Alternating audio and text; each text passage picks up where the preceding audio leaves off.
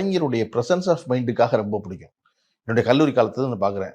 என்னடா ஒருத்தர் இவ்வளவு ஷார்ப்பா இருக்காரு, இவ்வளவு டைமிங்ல ஒருத்தர் பதில் சொல்றாரு எல்லாத்துக்கும். குறிப்பிட்டு சொல்லணும்னா நான் வந்து அப்போ வந்து நம்ம ரொம்ப சின்ன பிள்ளை, பின்னாடி தான் படிக்கிறதுனா திருச்செந்தூருக்கு வந்து வேலை வந்து மாற்றி வச்சுட்டாங்க, களவு போயிடுச்சுன்னு சொல்லி இவர் வந்து நடைபயணம் போறாரு நீதி கேட்டு திருச்செந்தூர் முருகனுக்காக. போயிட்டு நடைபயணம் போயிட்டு வந்தாச்சு.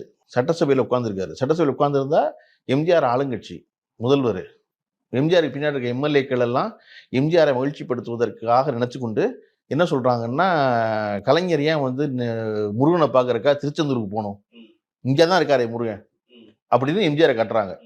இங்கேயே பார்த்துருக்கலாமே வந்து முருகன் அப்படின்னு. கலைஞர் எந்திரிச்சு, கலைஞர் போய் எந்திரிச்சோன்னா அப்போ வந்து ஒரு வழக்கம் செயல் தட்டுவார், டப்பு டப்புன்னு மைக்கை தட்டுவார். 2 தடவை தட்டிட்டு, திருச்செந்தூர்லேருந்து வேலை தான் கடத்தணும்னு நினைச்சேன், முருகனையும் கடத்திட்டீங்களா அப்படின்னு. எம்ஜிஆர் திருப்பியே உட்காருங்க அப்படின்னா, அவர் தான் கேவலப்படுத்த முடிவு பண்ணிட்டாரு, நீங்க ஏன் என்னை போய் கூட மாட்டுறீங்க அப்படின்னு. அதை போல சொல்லுது இருக்கு இல்லையா, சட்டசபைக்குள்ளே ஆகட்டும் வெளியே ஆகட்டும் எல்லா இடத்துலையும் அவ்வளவு ஷார்ப்பா வந்து பதில் சொல்றது வந்து எனக்கு ஆச்சரியம்.